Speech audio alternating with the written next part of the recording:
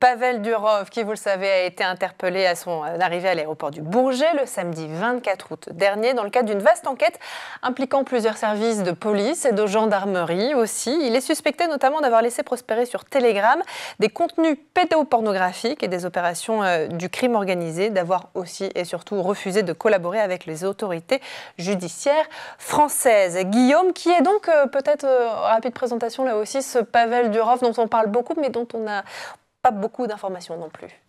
Oui, rapidement, c'est un entrepreneur donc, qui est né il y a 39 ans à Saint-Pétersbourg, qui s'appelait à l'époque Leningrad. C'est quelqu'un qui est assez doué, qui peut s'appuyer sur la compétence technique de son frère Nikolai, qui est un as des mathématiques. Tous les deux, avec d'autres, ont créé V-Contactieux, donc un peu un Facebook russe, qui a eu des petits démêlés avec Moscou, le Kremlin, parce qu'il résistait pour donner certaines informations, des informations qui concernaient entre autres Alexei Navalny. Et puis rapidement, il a revendu, c'est ce qui lui a donné toute sa fortune, autour de 300 millions de dollars. Et depuis, il a assuré qu'il ne se déplaçait plus trop en Russie. C'est peut-être un peu plus compliqué que ça, parce que ses rapports avec la Russie, depuis la création de Telegram, donc cette messagerie qui se présente comme sécurisée, sont assez complexes. De même que ses rapports avec la France. Il a obtenu la nationalité française il y a 3 ans, parce qu'il a de bons rapports avec Emmanuel Macron ou d'autres entrepreneurs comme Xavier Niel. On reviendra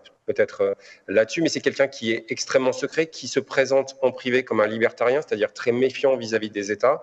Il explique